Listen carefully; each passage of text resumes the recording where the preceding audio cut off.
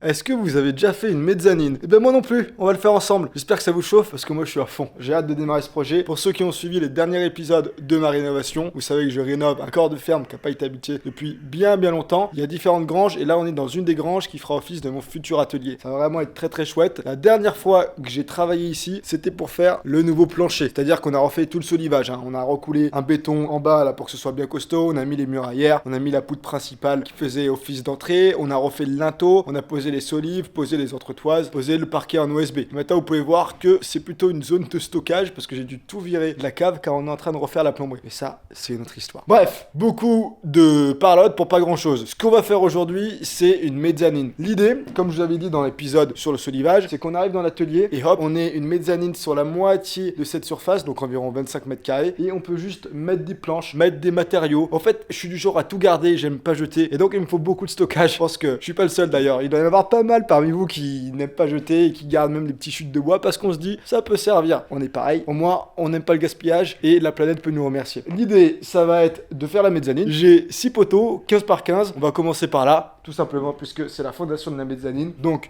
j'ai ma petite scie circulaire et je vais faire des encoches dans mes poteaux de 7 cm de profondeur. Donc, je vais faire mes entailles et ça nous permettra de faire des assemblages à mi-bois. Allez, c'est parti.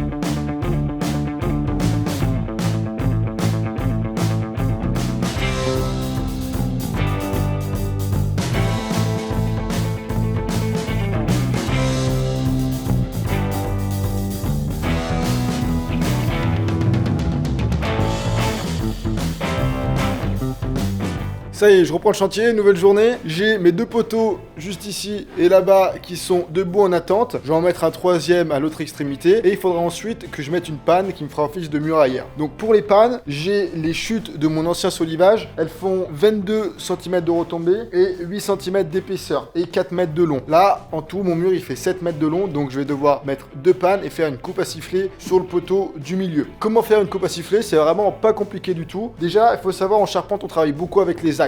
Donc première chose, j'ai repéré l'axe sur le poteau juste ici, 15 cm de section, donc mon axe il est à 7,5 cm. Ensuite de mon axe, j'ai mesuré la longueur jusqu'au mur. On a 360 cm entre l'axe de mon poteau et le mur juste ici. Donc ce que j'ai fait sur ma panne, de l'extrémité de la panne, j'ai marqué 360 cm et ce qui fait qu'on a notre axe juste là. Je me remets l'axe, parce que lorsqu'on travaille avec les axes, il y a beaucoup moins de chances qu'on se trompe. Pour la coupe à siffler, c'est pas compliqué, je vous montre comment faire. On a notre trait d'axe juste ici, donc de là à l'extrémité de la panne, j'ai 360 cm. Je prends en compte mon poteau. Il fait 15, donc on a 7,5 cm de chaque côté. Et ensuite, je vais rajouter 15 cm. Donc en tout, par rapport à mon trait d'axe, ça veut dire qu'on a 22,5 cm. 15 plus 7,5, ça fait 22,5. Donc j'ai un trait ici et j'ai un trait ici. On fait le renvoi, et ce qui fait que lorsque vous orientez bien votre panne, il faut faire attention, veiller à ce que la panne soit bien orientée, le cœur vers l'extérieur. Alors, vous pouvez faire votre trait de coupe. Et moi, il faut que j'enlève cette partie-là. Cette panne sera au niveau du bas contre le poteau. Elle reposera et comme ça, on pourra venir avec l'autre panne recouvrir la panne précédente. Voilà, c'est vraiment pas compliqué. Et par contre, ce qui est important, lorsque vous venez relier les 2 points, c'est de vérifier que au milieu, donc à votre axe, ça vient couper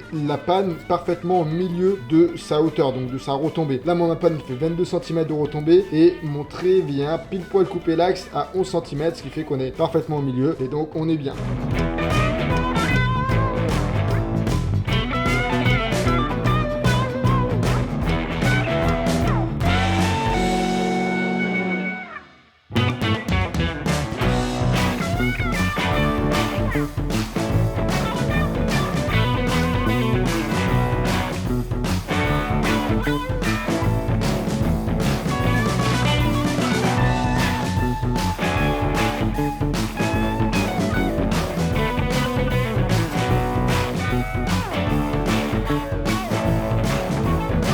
Club de faim pour aujourd'hui, il se fait tard, on va aller manger. Les 3 poteaux sont fixés et la muraillère, donc les 2 solives qui font office de muraillère, fixée également avec au milieu là, la petite coupe à siffler qui va bien. Prochaine étape, ça va être d'attaquer l'autre côté à mes pieds, mettre les 3 poteaux, mettre les muraillères et ensuite on pourra attaquer la pose des solives, la pose des entretoises et la pose du parquet OSB.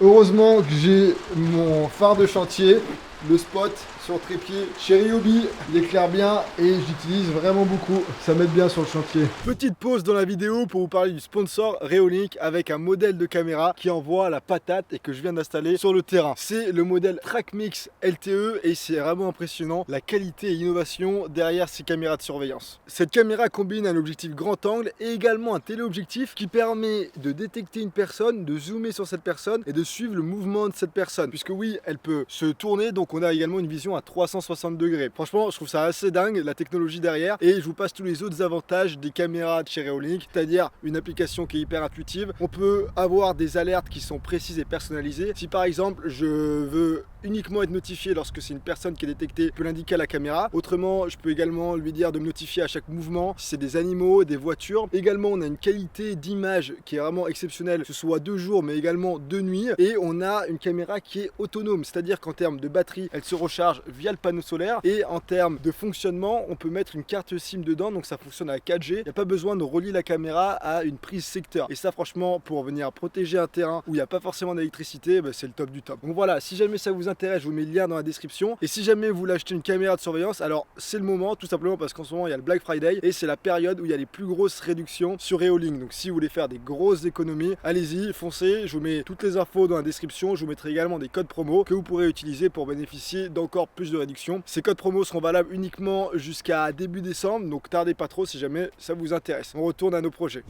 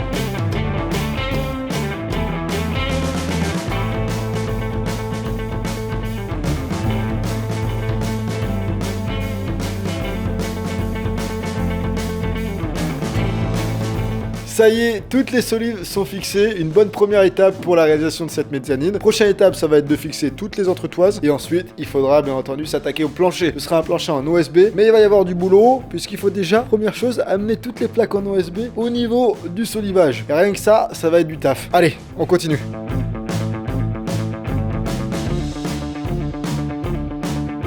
Ça y est, toutes les entretoises sont fixées. Une bonne chose de faite. On passe à la prochaine étape, la pose de l'OSB. Let's go!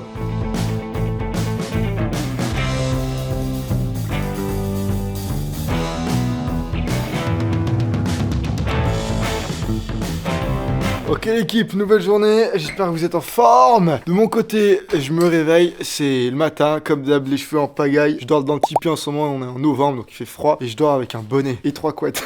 Et ouais, les conditions sur le chantier sont rudes. C'est pour ça, quand je me réveille le matin, j'ai les cheveux en pagaille. Bref, hier, bien avancé sur la mezzanine, terminé tard avec la lampe. Ce matin, je vais reprendre. Le plan, ça va être de continuer de fixer le plancher en OSB. J'ai fait en sorte de fixer les panneaux d'OSB parfaitement perpendiculaires au solive. solive, comme ça, à chaque fois, les deux extrémités des panneaux sont repris dans la solive et c'est plus costaud. Il faut donc que je finisse de fixer tous les panneaux d'OSB. Il va falloir que je fasse des coupes des deux côtés, puisque vous le voyez, il n'y a rien qui est perpendiculaire, il n'y a rien qui est parallèle en termes de muraillère. À l'époque, les anciens, ils n'aimaient pas faire des murs perpendiculaires. Va savoir pourquoi. Bref, du coup, quelques coupes à faire. Et il faut aussi, bien sûr, que je visse tous les panneaux. Là, j'ai mis 2-3 vis en provisoire, mais il faut que je repasse derrière. Allez, c'est parti.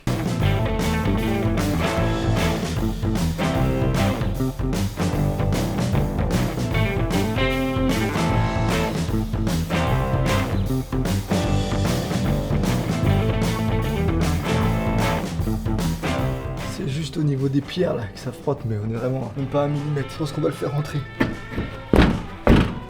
Voilà. Ne faites pas ce que je fais.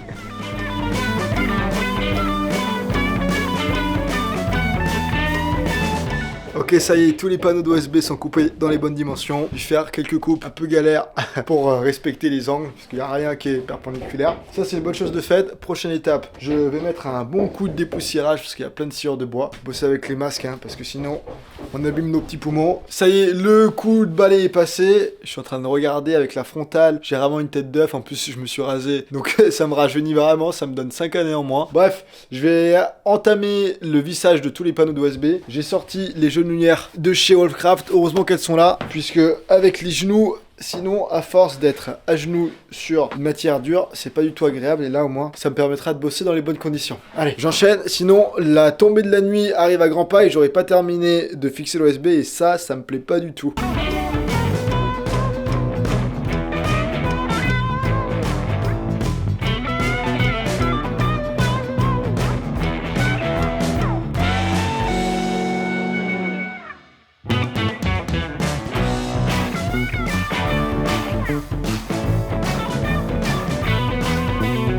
Ça y est, tous les panneaux d'OSB sont bien vissés. Mine de rien, il y a quand même une belle quantité de vis qui sont passées. Et on a quand même pas mal d'espace, hein. Ils s'en rendent pas super bien compte. Mais ça me fait une belle surface pour venir stocker mes matériaux. Alors bien sûr, la hauteur sous plafond, elle est pas top. Là, au niveau du fêtage, j'arrive à me tenir debout quand même. Donc il y a 1m80. Et par contre, au niveau des sablières, c'est pas la joie. Mais bon, si c'est pour stocker des cartons ou d'autres matériaux où j'ai pas besoin forcément d'y accéder très souvent, ça fera amplement l'affaire. Et voilà, je suis content. La mezzanine est quasiment terminée. Je suis allé récupérer des cornières métalliques que je vais fixer juste au-dessus à l'angle pour venir protéger sur toute la longueur l'angle de l'OSB. J'ai récupéré pour ça la petite tenaille de chez Wolfcraft pour couper les cornières dans la bonne longueur. Je suis en train de me dire, je lui dois beaucoup de gratitude à cette tenaille puisque je lui ai mis la misère en faisant toutes les cloisons en placo de l'autre côté de la grange, donc de ma maison. Et je vais peindre les cornières avec cette peinture en spray de chez V33 qui est une multimatériau, donc sur bois, fer, PVC, alu. C'est pile poil ce qu'il me faut, ça me permettra d'aller vite et de pas m'embêter à devoir sortir un pinceau, laver le pinceau, etc. Comme ça, on peut très rapidement terminer. Je suis en train de mettre la main dans le vide.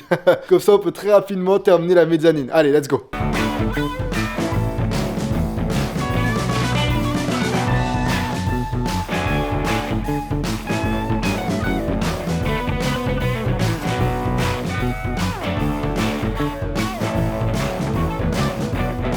Voilà, c'est quand même un peu plus propre en termes de finition avec la cornière métallique en gris anthracite comme ça. J'aime bien le rendu et surtout ce sera plus costaud pour l'angle de l'OSB. Et voilà, j'ai pu aménager toute la mezzanine. Pour l'instant, il n'y a que ce coin-là où j'ai mis des panneaux d'OSB. Sinon, le reste, c'est surtout pour vider mes caves puisque je vais devoir aussi bosser sur les caves. Donc ça me permet d'éviter que ça soit n'importe où. Donc j'ai un peu organisé avec mon matos de randonnée. Vous savez que j'adore faire des petits treks et des randonnées, des bivouacs de temps en temps. Ça, c'est mon matos, c'est des vêtements pour le chantier. Ici, on a tout ce qui est matos pour la cuisine. Là, j'ai ma trancheuse à saucisson, un petit matelas en râpe pour les copains. Voilà, je me suis un petit peu organisé comme je peux. Va falloir que je rajoute un éclairage, peut-être 1 ou 2 prises. Mais on a la mezzanine et j'ai encore énormément d'espace, vous le voyez. Donc, je vais pouvoir optimiser tout ça. Ok l'équipe, cette vidéo se termine. Je suis hyper heureux d'avoir pris le temps de faire cette mezzanine. Ça me rajoute quand même 25 mètres carrés de surface de stockage. Et sur le long terme, je suis sûr que ça me sera très utile. Prochaine étape dans cet atelier, déjà, ça va être d'isoler ce mur-là. Puisque de l'autre côté de ce mur, on a la maison. Et je voulais privilégier l'isolation ici pour garder au maximum maximum la surface habitable à l'intérieur de la maison. Ensuite, il faudra que je passe toutes les gaines. J'ai déjà commencé à mettre mes petits repères là où je voulais mes prises en fonction de l'aménagement de l'atelier où je mettrai les différentes machines. Ça, ce sera pour un prochain épisode. Il faudra également mettre le revêtement au niveau du sol. N'hésitez pas à me dire ce que vous en pensez. J'aimerais avoir votre avis. Qu'est-ce que je mets au niveau du sol? Est-ce que je laisse l'OSB tel quel? C'est pas moche, mais j'ai pas envie de l'abîmer. Est-ce que je mets un revêtement de sol type caoutchouc? Vous savez, ce qui existe en rouleau, un petit peu annelé, ça fait imitation garage et ça peut, à mon avis, bien se nettoyer.